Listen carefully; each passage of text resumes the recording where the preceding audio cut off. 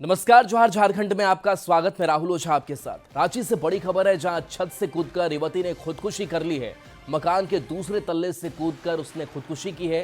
बोकारो की रहने वाली 19 साल की नेहा बताई जा रही है। प्राइवेट कंपनी में नेहा काम करती थी। 4 लड़कियों के साथ किराए के कमरे में रहती थी। पुलिस मामले की जांच कर रही है। तो बड़ी खबर रांची से, जहां युवती ने खुदकुशी कर ली है। मकान के दूसरे तल्ले से कूदकर उसने जान दे दी है।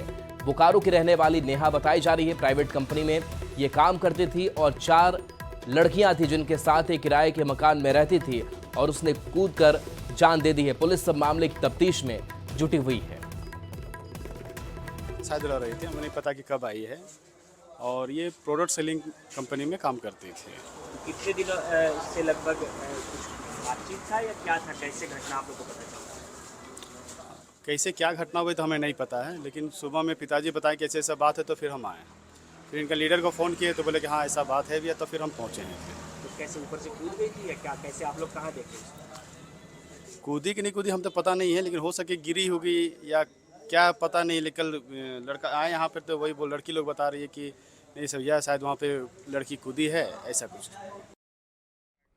गुमला से बड़ी खबर, जहां युवक ने युवती पर चाकू से हमला किया। कार्यक्रम में भाग लेने युवती जा रही थी। वारदात के बाद आरोपी रेजिस मिंच फरार है। घायल युवती का इलाज चल रहा है। रायडी थाना पुलिस मामले की जांच कर रही है।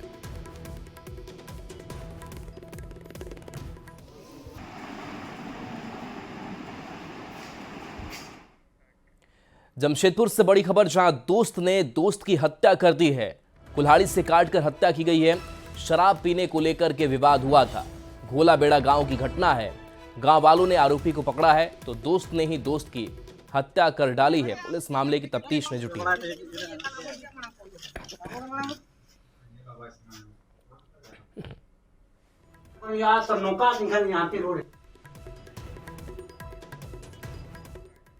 और चाईबासा से बड़ी खबर, जहां गुदरी में बुजुर्ग दंपति की हत्या कर दी गई। पत्नी का शव नदी से बरामद किया गया है। पति का शव अब तक नहीं मिला है। डायन बिसाही के आरोप में हत्या का शक है। मृतक के रिश्तेदारों से पुलिस पूछताछ कर रही है।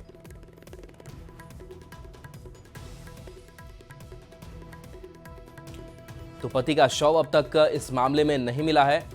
चाईबासा से खबर है, जहां डायन बिसाही के हत्या का शक है। मृतक के रिश्तेदारों से पुलिस पूछताछ कर रही है।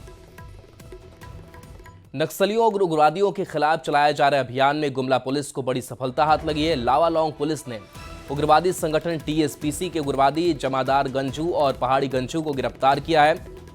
इनके पास से भारी मात्रा में हथियार और गोलियां बरामद हुई हैं। जमादार गंजू एक बार जेल भी जा चुका है। पुलिस को कई मामलों में इसकी तलाश थी। हम लोगों ने 3 देसी राइफल और 1 देसी कट्टा बरामद किया गया है। उसके साथ 92 जिंदा राउंड गोली बरामद किया गया है। 2 मोबाइल फ़ोन, 1 जियो का सिम, 1 टीएसपीसी का पोस्टर, 1 वर्दी, कैमोफ्लेज वर्दी जो ये पहनता है, और 1 बैग। इस पे कुल आपराधिक इतिहास अगर देखेंगे तो 5 केसेस दर्ज है। अभी रिसेंट में जब हम लोग अर्जुन गंजू को भेजे थे, उसके साथ भी इसने मिलकर टंडवा एरिया में रंगदारी मांगी थी।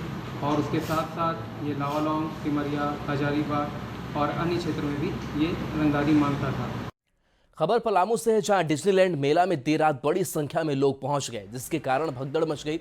भगदड़ में कई लोग घायल हुए हैं। हालांकि पुलिस ने तुरंत मामले को संभाला और लोगों को सुरक्षित मेले से बाहर निकाला गया। रक्षाबंधन के कारण बड़ी संख्या में लोग मेला में पहुंचे थे। ऐसे में मेला प्रबंधन और जिला प्रशासन को चाहिए था कि वो सुरक्षा के पुख्ता इंतजाम करते। तो लोगों को सुरक्षित हालांकि बाहर निकाल लिया गया। और बताया जा रहा है कि अचानक भीड़ बढ़ी, जिसकी वजह से भगदड़ की स्थिति मच गई। भगदड़ में कई लोगों को चोट लगी। हालांकि प्रशासन की तरफ से, मेला प्रबंधन की तरफ से बहुत व्यवस्था नहीं की गई थी। बड़ी खबर सरायकेला से है, जहां राजनगर के कोचा मोड़ के पास रफ्तार का कहर देखने को मिला। सड़क किनारे खड़े हाईवा से टकराकर 3 बाइक सवार युवकों की मौत हो गई। युवक जमशेदपुर के रहने वाले थे। बारीडीह निवासी लखन कुमार, संजय लोहार और राजू सांडिल के रूप में शव की शिनाख्त हुई है। युवक बाइक पर सवार होकर चाईबासा जा रहे थे, तभी सड़क किनारे खड़े हाईवा से बाइक की टक्कर हुई। टक्कर इतनी जोरदार थी कि बाइक के परखच्चे उड़ गए। परिजन और स्थानीय लोग हाईवा ड्राइवर को इस दुर्घटना के लिए जिम्मेदार ठहरा रहे हैं और मुआवजे की मांग कर रहे हैं। जमशेदपुर से बड़ी खबर है, जहां बिरसा नगर बाजार में आग लग गई। 3 दुकान में भीषण आग लग गई। दमकल की 2 गाड़ियों ने आग पर काबू पा लिया है। शॉर्ट सर्किट से आग लगने की आशंका जताई जा रही है। जमशेदपुर की यह तस्वीर है, जहां पर देखिए कैसे अगलगी की घटना सामने आई है। बिरसा नगर बाजार की यह तस्वीर देखिए। दमकल की भी टीम मौके पर पहुंची, आग पर काबू पा लिया गया है। 3 दुकान में ये भीषण आग लग गई थी। शॉर्ट सर्किट से आग लगने की आशंका जताई जा रही है। पिता शिबू सोरेन के श्राद्ध कर्म को लेकर मुख्यमंत्री हेमंत सोरेन अपने पैतृक गांव रामगढ़ के नेमरा में प्रवास कर रहे हैं। सीएम ने देर रात तक श्राद्ध क्रम की तैयारी में जुटे रहे। पंडाल, लाइटिंग, बैठने की व्यवस्था समेत दूसरी सुविधाओं का जायजा लिया और जहां सुधार की जरूरत उन्हें लगी वहां उन्होंने निर्देश भी दिए। सीएम हेमंत सोरेन अपने पिता के श्राद्ध कर्म की एक तैयारी को खुद देख रहे हैं। श्राद्ध कर्म तक मुख्यमंत्री हेमंत सोरेन नेमरा में ही रहेंगे। तो सीएम हेमंत सोरेन ही नहीं, उनकी पत्नी और विधायक कल्पना सोरेन भी अपनी जिम्मेदारियों को निभा रही हैं। पति के पैतृक गांव नेमरा में मिट्टी के चूल्हा पर खाना बना रही हैं और दिशोम गुरु शिबू सोरेन के श्राद्ध कर्म की विधियों को निभा रही हैं। तो देखिए मिट्टी के चूल्हे पर खाना बना रही है और श्राद्ध कर्म से जुड़ी हुई जो विधियां होती हैं उसको पूरा कर रही हैं। उस परंपरा का निर्वहन कल्पना सोरेन करती हुई दिखाई दे रही हैं।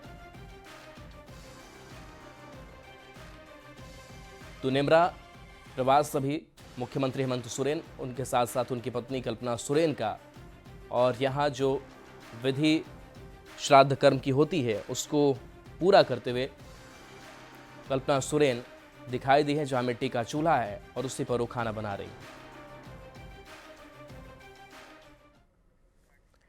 और देखिए मुख्यमंत्री हेमंत सोरेन का आज 50वां जन्मदिन भी है। वे अपने जन्मस्थान नेमरा में परिवार के साथ है। सीएम पिता शिबू सोरेन को याद कर रहे हैं। दिशोम गुरु शिबू सोरेन अब नहीं है। हेमंत सोरेन उनके दिखाए रास्ते पर चलने का संकल्प ले रहे हैं। अपने जन्मदिन से कुछ घंटे पहले सीएम हेमंत सोरेन नेमरा के खेतों में भी दिखे। भारी बारिश हो रही थी, वे नंगे पांव थे। वे उन महिलाओं की मदद कर रहे थे जो धान की फसल बो रही थी। सीएम हेमंत सोरेन के इस जन्मदिन पर कोई तामझाम नहीं होगा। सीएम के 50वें जन्मदिन के मौके पर लोग बधाई दे रहे हैं।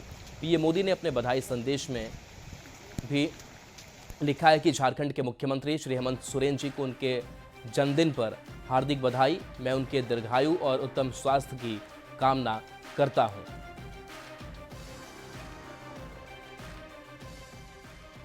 गोड्डा सांसद निशिकांत दुबे ने बाबा बैद्यनाथ कॉरिडोर बनाने के राज्य सरकार के प्रस्ताव का स्वागत किया है, लेकिन साथ ही कहा है कि वो सिंह दरवाजा को नहीं टूटने देंगे। निशिकांत दुबे ने कहा कि वे जब तक सांसद रहेंगे तब तक मंदिर की मूल संरचना से छेड़छाड़ नहीं होने देंगे। सांसद ने बताया कि विरोध के कारण उनके खिलाफ FIR भी दर्ज हुई है। बता दें कि राज्य सरकार ने बाबा बैद्यनाथ कॉरिडोर के लिए 900 करोड़ रुपए का प्रस्ताव केंद्र सरकार को भेजा है। 900 करोड़ का प्रपोजल राज्य सरकार ने केंद्र सरकार को मिनिस्ट्री ऑफ टूरिज्म को दिया है। कॉरिडोर बने, मेरी कोई परेशानी नहीं है, लेकिन कॉरिडोर वहाँ के जो आम नागरिक हैं उनकी सहमति से बने। हम इस पक्ष में कि मंदिर के किसी भी चीज़ को मैं जब तक सांसद हूँ हाथ नहीं लगाने दूँगा। और इस पर मैं आपको बताऊँ कि मेरे सांसद बनने के पहले से काली माता का जो प्रतिमा है वो खंडित है। बोर्ड ने जो है उसको खरीद के रखा हुआ है, उसको चेंज करना चाहती थी मैं, लेकिन तब तक मैं सांसद बन गया 2009 से। 2009 से ये 2025 है, मैंने वो मूर्ति चेंज होने नहीं दिया है। इस IR को लेकर राहुल गांधी के बयान पर गोड्डा सांसद निशिकांत दुबे ने जोरदार हमला बोला है। देवघर में निशिकांत दुबे ने कहा कि राहुल गांधी नेगेटिव राजनीति कर रहे हैं और इस IR से इसलिए डरे हुए हैं क्योंकि बांग्लादेशी पाकिस्तानियों का नाम इससे हटाया जा रहा है। राहुल गांधी हमलावर हैं, कह रहे हैं कि वोट चोरी जो है लोकतंत्र पर आइटम बम है। हम भी तो कह रहे हैं ना, MS गिल ने जो है बाल ठाकरे की ख़त्म कर दी, वोटर सदस्यता ख़त्म कर दी, उनको चुनाव लड़ने के लिए अवैध कर दिया। 87 में उन्होंने कोई भाषण दिया था, उसी MS गिल को जो है आपने मंत्री बनाया, सांसद बनाया। TN सेशन, इतने बड़े TN सेशन महारथी हुए, आपके टिकट पर चुनाव लड़े। आप किसकी बात कर रहे हो यार? दूसरा सवाल ये है कि इलेक्शन कमीशन भी तो वही कह रहा है ना कि 4 जगह सदस्य नहीं होना चाहिए। आप उस पर क्यों हो? दूसरा, ये चुनाव जो है भारत के वोटर के साथ होगा कि बांग्लादेश के वोटर के साथ होगा? बांग्लादेशी वोटरों का नाम कट रहा है, तो इसी कारण से वो समस्या है, छटपटाहट है। अब वो झारखंड में होगा, वो बंगाल में होगा, और भी कई एक जगह होगा, होने दीजिए हंगामा।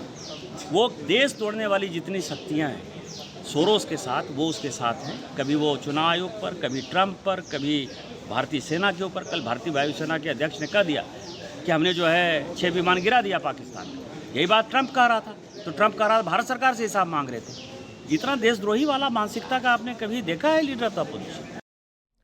खबर धनबाद से है, जहां सांसद ढुलू महतो ने श्रमदान कर गया पुल अंडरपास की मरम्मत कराई। सांसद ने अंडरपास में बने बड़े बड़े गड्ढों को भरवाया। साथ ही चेतावनी दी कि अगर 1 महीने में इस समस्या का स्थायी समाधान नहीं हुआ तो वो उग्र आंदोलन करेंगे। गया अंडरपास में हर दिन जाम लगता है, जिसके कारण लोगों को भारी परेशानी होती है। सांसद ढुलू महतो ने बताया कि जिला प्रशासन को वो बार बार इसकी मरम्मत को कहते रहे। जब डेडलाइन बीत गई तब उन्होंने अपने कार्यकर्ताओं के साथ मिलकर इसकी मरम्मत की। ढुलू महतो ने कहा कि राज्य सरकार सहयोग नहीं कर रही है। अगर राज्य सरकार सहयोग करे तो केंद्र मदद को तैयार है। हमने कहा था कि अगर शुक्रवार तक अगर नहीं हुआ, शुक्रवार 8 तारीख है, 8 तारीख शुक्रवार तक अगर नहीं हुआ तो 9 तारीख को श्रमदान के माध्यम से हम करवाने का काम करेंगे। और आज भारतीय जनता पार्टी के एक कार्यकर्ता, इस क्षेत्र के तमाम हर सामाजिक संगठन के लोग आकर आज श्रमदान के माध्यम से और मशीनीकरण हमारे जो सहयोग किए हैं उनके माध्यम से हम लोगों ने ये काम करवा रहे हैं। अब आपको लिए चलते हैं देवघर, जहां सावन मेला के संपन्न होने के बाद भक्त आज से स्पर्श पूजा कर रहे हैं।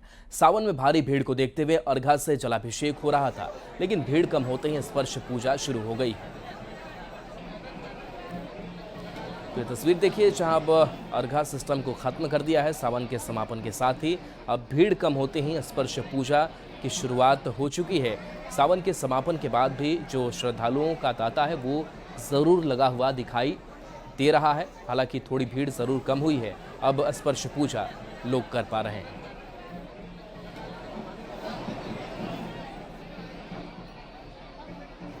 सावन मेला के समापन के बाद से आज भादव मेला का शुरुआत हो गया है। इस वक्त हम देवघर के बाबा बैद्यनाथ मंदिर में मौजूद है। आप देख सकते हैं कि भारी से पूर्ण श्रद्धालु देवघर पहुंच रहे हैं और बाबा पर जलार्पण कर रहे हैं। आज से देवघर में स्पर्श पूजा शुरू कर दी गई है। सावन माह अर्घा के माध्यम से बाबा भोलेनाथ को जलार्पण कराया जाता है। वहीं भादव मेला से फिर स्पर्श पूजा शुरू कर दी जाती है। ये निकास द्वार है। आप देख सकते हैं कि जो ये कांवरिया है ये बाबा भोलेनाथ को जलार्पण कर और स्पर्श पूजा करके बाहर निकल रहे हैं और काफी उत्साहित और खुश दिख रहे हैं। आपको बता दें कि 2-2 अर्घा लगाए गए थे पूरे सावन महीने में, जिसको कल हटा दिया गया।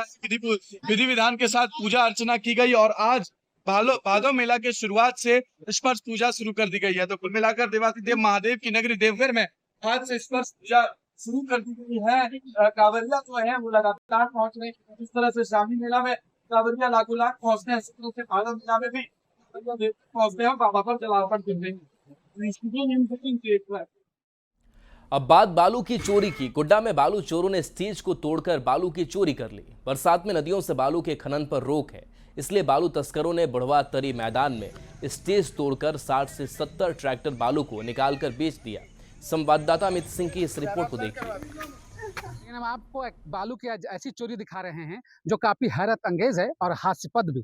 ये आपको स्टेज दिख रहा होगा, ये बुढ़वा तरी का ये मैदान है, बगल में कन्भारा बस्ती है, बगल में कझिया नदी है और जस्ट यहाँ से इस फील्ड खत्म होते ही यहाँ पर नदी भी है, कझिया नदी है, जहाँ से बालू का उठाव लगातार जारी है। लेकिन जब बारिश का मौसम है और जब नदी में पानी भरा हुआ है तो चोर बालू चोरी से बाज नहीं आए। बालू की खपत ज़्यादा होने के कारण चोरों ने इस स्टेज को तोड़ दिया। यहाँ पर एक सांस्कृतिक कार्यक्रम के लिए स्टेज बनाया गया था और इस स्टेज के अंदर की कहानी आपको दिखाएंगे ऊपर चढ़ के, तो दांतों तले लोग उंगली दबा लेंगे। जिस प्रकार से देखिए कि बताया जाता है कि जब स्टेज का निर्माण हुआ था तो बगल में नदी होने के कारण लगभग 70 ट्रैक्टर इसमें बालू भरकर इसको बेस बनाया गया था। आप देखेंगे कि बालू चोरों ने सभी यहाँ से बालू को निकालकर चोरी कर लिया है और निकाल कर बेच दिया। यहाँ था ये स्टेज कुछ दिन पहले। कुछ दिन पहले ये बहुत ही सुंदर थे, क्योंकि हम लोग जब भी ग्राउंड पे आते थे दौड़ने के लिए या खेलने भी आते थे तो पूरा स्पेस इसका अच्छा था। कब ये बालू का चोरी हुआ? ये देख रहे हैं, अभी तो हम देखे तो अजीब लग रहा है कि ये ऐसे कैसे हो गया यहाँ पे। इस प्रकार से देख लीजिए, जिस प्रकार से इस एक स्टेज को तोड़कर तमाम बालू चोरों ने बालू बेच दिया है, वो घटना लगातार चर्चे में है और ये हास्यास्पद विषय भी बना हुआ है। साथ ही साथ ये गंभीर समस्या भी है कि बालू की चोरी नदियों से होते होते अब जमीन खोद कर तो अब स्टेज को तोड़कर लोग करने लगे हैं। अमित सिंह, न्यूज़ 18 गोड्डा। और आइए एक नजर इस वक्त की हेडलाइंस पर।